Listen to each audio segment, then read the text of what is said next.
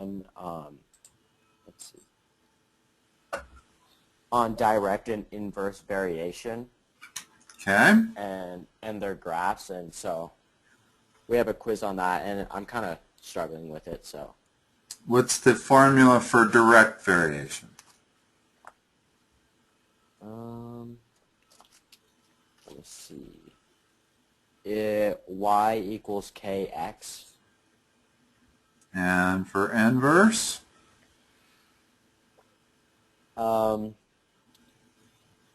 T, well, I think this might have been an example. T equals k over w. Well, the general formula is y equals k over x.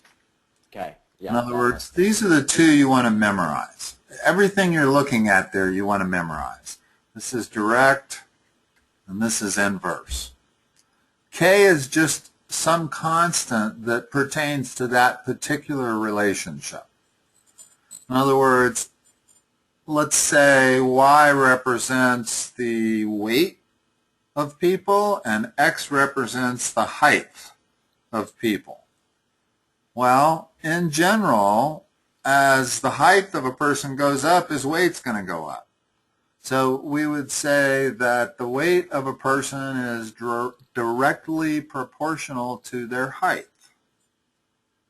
And there would be some k for that particular model.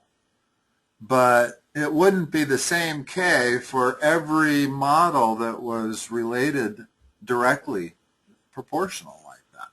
There's a different k for every one. And they may give you and they may say to you, when x is 2, y is 4, which allows you to calculate the k, and then you have the specific relationship between that model, and you can use it to predict what y would be when x is any number. Do you have some specific problems? I don't think so. Well, let me give you one.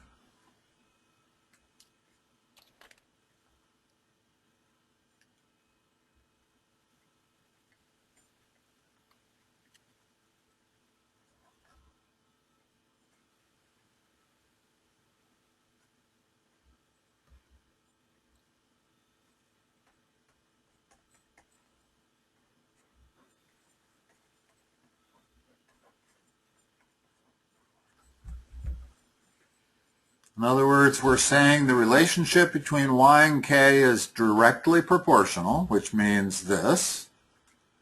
And also when x equals 6, y equals 4. So what is y going to be when x equals 20?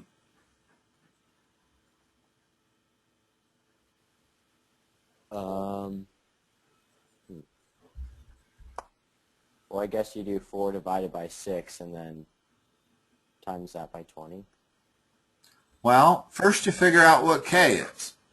In other words, using that much of the information you can solve for k by plugging in 6 for x and 4 for y, like you said. So it becomes 4 divided by 6 equals k, which is 2/3. And now you have the specific equation for this model. It's y equals 2/3 times x. So now you can figure out what y is going to be for any x. So I said when x is 20, so plug in 20 for x, and you got y equals 40/3. And that's the way this thing works. And that's the exact methodology you want to use for every one of these problems that's either directly or inversely proportional. Let's do an inverse proportional. Well, one other thing. Y equals kx is linear. No matter what k is, if you graph that, you get a straight line. In fact, notice that it's not only linear, but it's going to go through the origin. There's no b here. So the y-intercept is 0 based on this equation.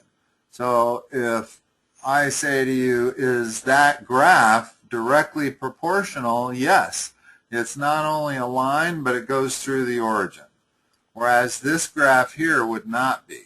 I meant to draw a straight line. Okay? Now let's look at inversely proportional because it's significantly different.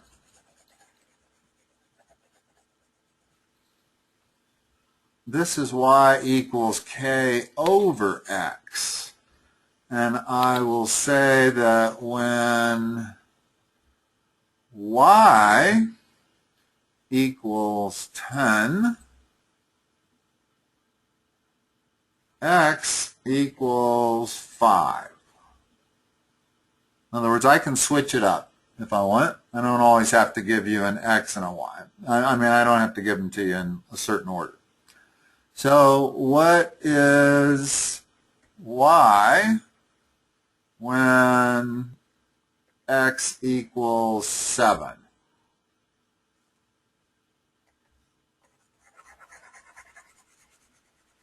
So let's use the exact same methodology we used on the last one. Okay. What do we do? What was the first thing we solved for given that information there? Let's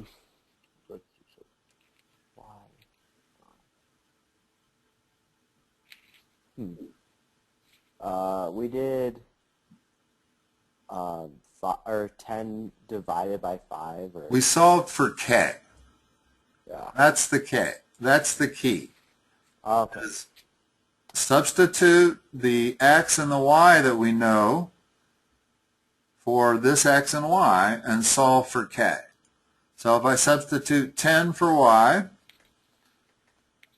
and 5 for x and then solve for k, k equals 50. Now that I know k, I can write the specific equation for this model, which is y equals 50 divided by x. And I said, what is y when x equals 7? Right. What would it be? It would be, well, it'd be 50 over 7. That's exactly right. In other words, when you define relationships to be one of these two, you always need to solve for k first. Then you get the specific relation, and then that specific equation can be used to predict y given any k or any x. Okay. All right? So that's direct and inversely proportional in a nutshell. What else you got? Let me see.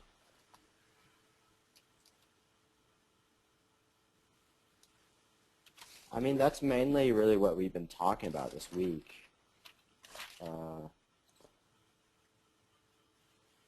Is there more to that, or is it? How about, well, let's just talk about one last thing.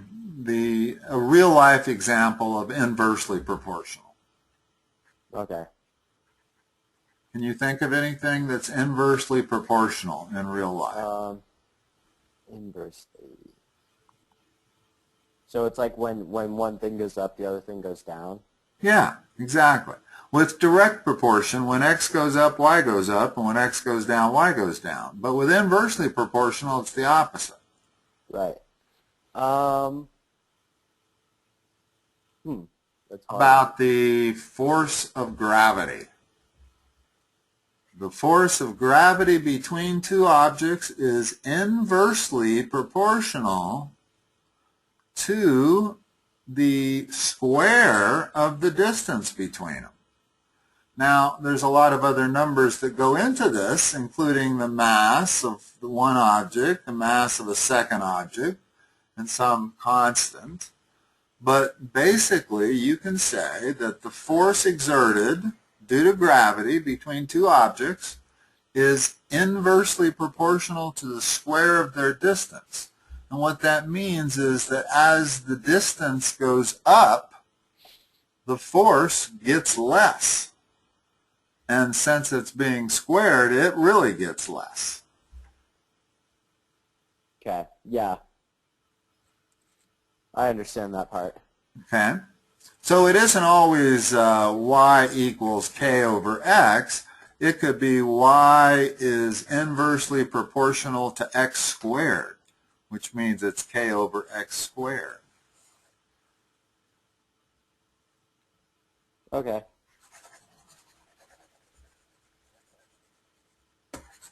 All right, well, this is always a case of you bringing what you need to review to the table, so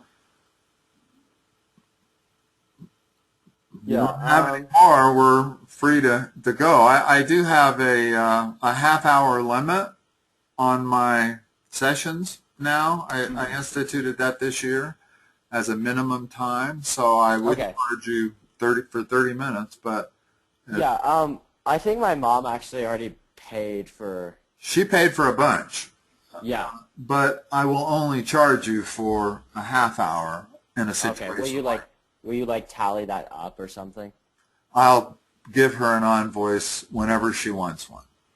I keep everything in an Excel spreadsheet, and I'm happy to send her an invoice whenever she needs it. I'll certainly send her an invoice when all of that. Let's see. I can kind of figure it up at the moment. I believe you've only used one prior to today, so 48 has been spent out of that 125. So you've got another good 2 or 3 sessions still coming. Okay, good. And I can keep you posted along the way. Yeah. Well, I can find something to.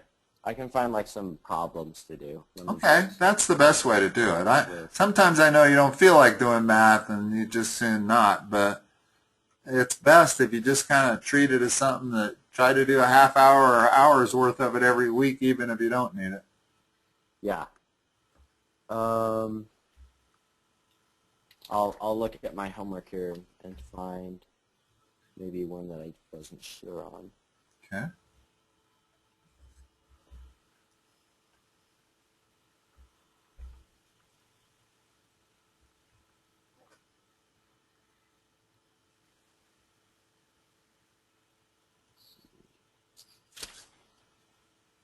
Have you had joint? In other words, there's also jointly. Is that what they call it? There's a third type relationship, and it's just a combination of the other two. In other words, something can be directly proportional and inversely proportional at the same time to, different variables. Okay. What would a real life example? That force of gravity. Because the force of gravity is directly proportional to the size of the two objects. Mass of one times the mass of the other. So, the bigger this is, the bigger this is. But as they get further away from one another, they are inversely proportional to the square of that distance. So this would be one that would be joint. It's a combination of direct and inverse. Okay. And I guess the K would be that, only it's actually usually a G, and everybody knows what that G is. It's a gravitational constant. Okay, I found something. Okay. So there was a problem on our homework. I'll just read it out because it's really short. Okay. It says compute the rate of change for the given situation.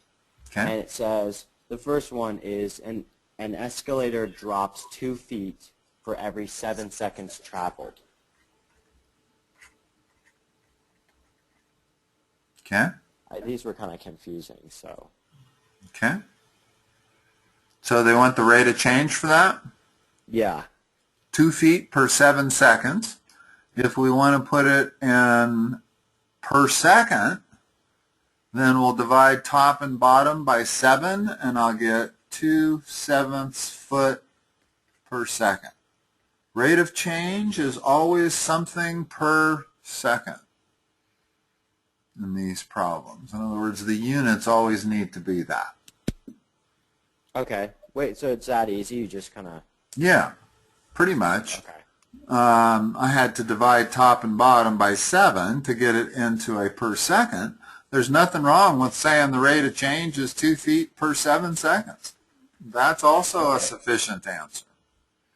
Well, then the next one was a car travels forward 60 miles every hour. So that would just be 60 miles over 1 hour. That's it. MPH is miles per hour.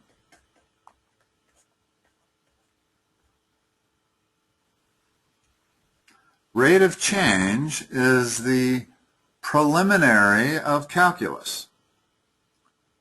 In fact, differential calculus is completely about rate of change, only the instantaneous rate of change. Notice that you were talking 60 miles in 1 hour. Well, calculus is all about what is the rate of change at this moment in time, which is not so easy to do because you end up getting rate of change by taking distance divided by time. In other words, distance equals rate times time. So if I solve for the rate of change, I get rate equals distance over time. And when you talk about an instantaneous point in time, that means time is going to be 0 and you're dividing by 0. So it presents a real mathematical dilemma to try to figure out instantaneous rate of change. That's where calculus was invented. That's why it was invented, because it was so hard to figure out instantaneous rate of change. Instantaneous rate of change would be what your speedometer is reading when you look down at it. You're looking at the velocity your car is going. Well, that velocity is a rate of change.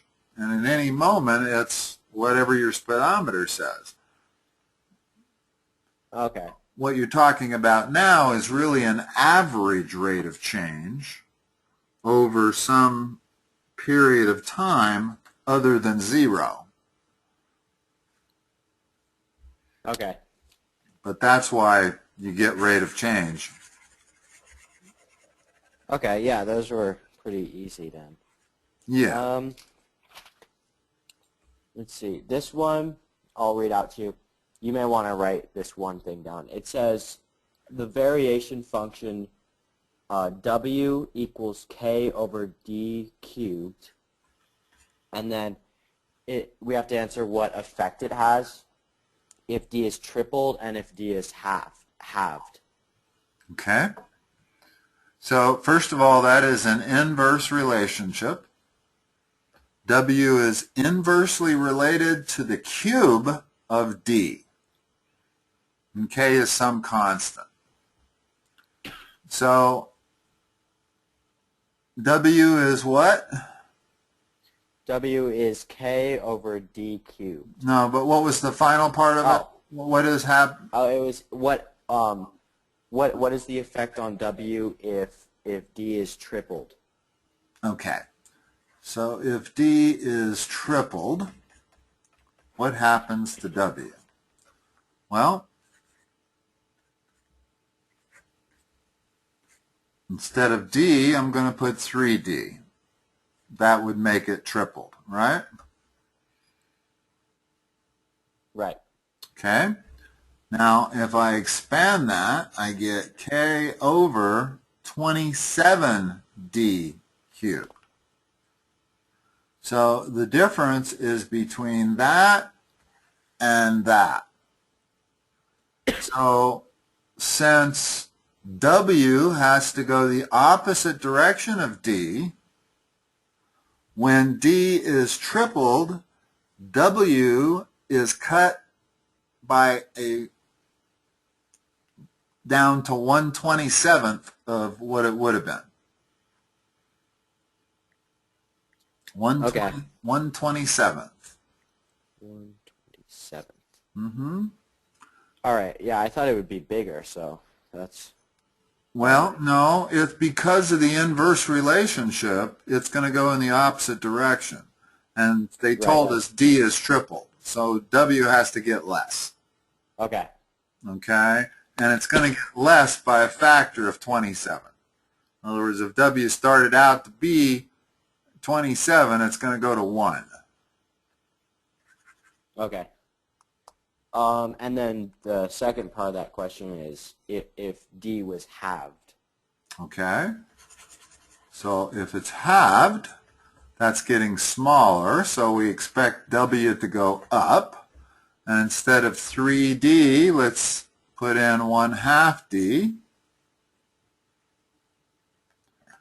And now when we calculate that, we get K over D cubed over 8. So W would go up by a factor of 8.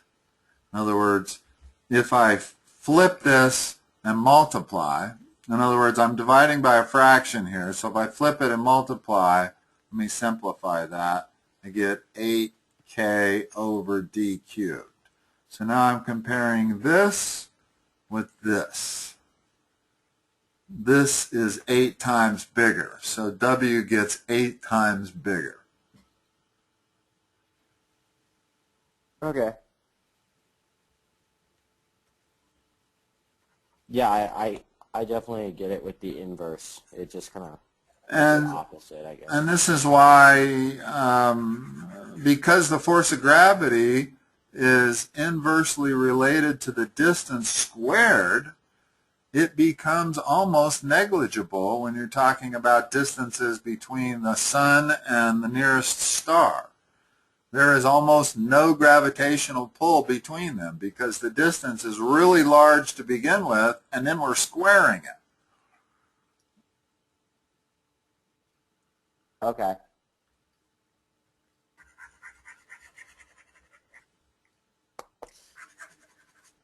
All right. Yeah, I get those more now. All right.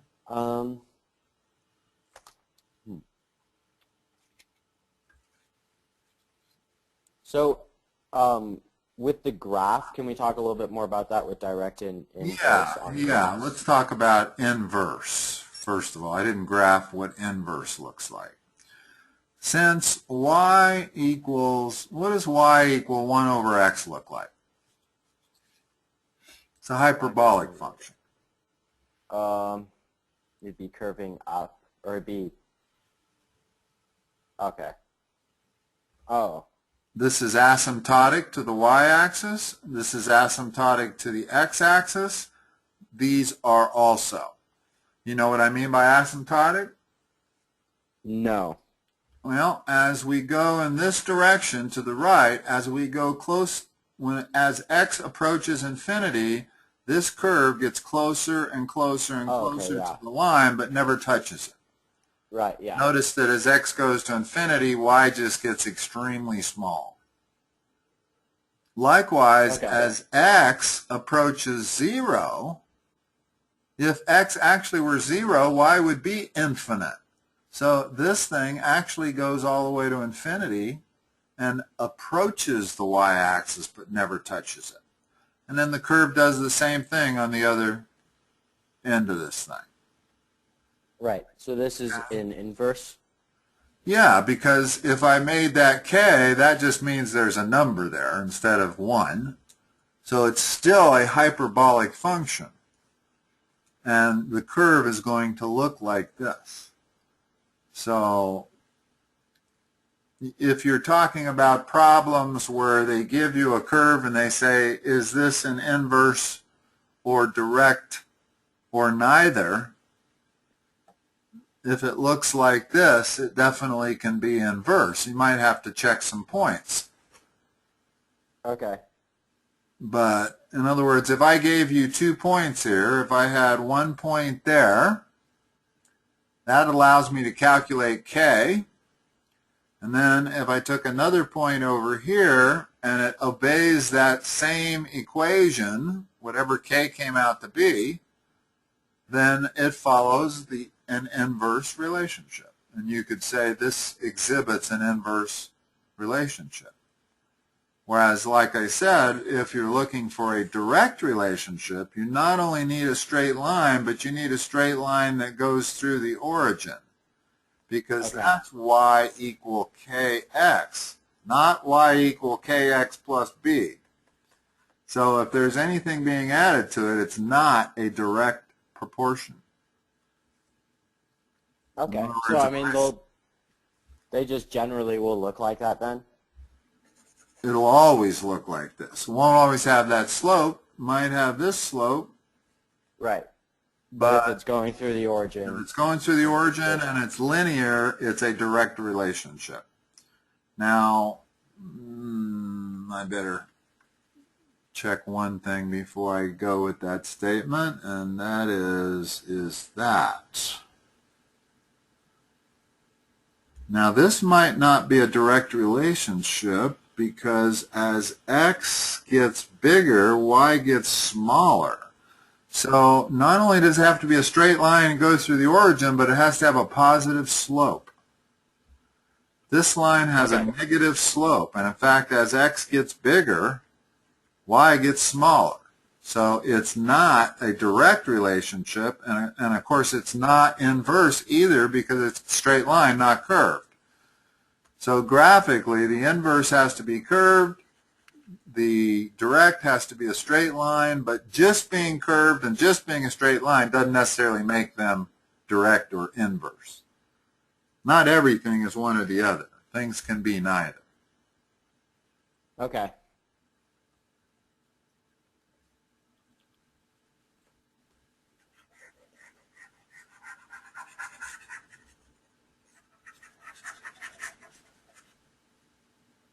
You good? Yeah, I was just writing that down. Okay. Yeah, I think that's it probably for tonight. Okay. But yeah, because we've really only been doing the direct and inverse this week because we haven't had much class because we've had well, the way the schedule worked out this week for us. So. Well, that's fine. I have no problem at all. Okay. I had a busy day. I don't mind the extra half hour off. Great. Yeah. All right. Okay, Thomas. I will talk to you next time. Sounds good. Thank you. All right. Bye-bye. Bye.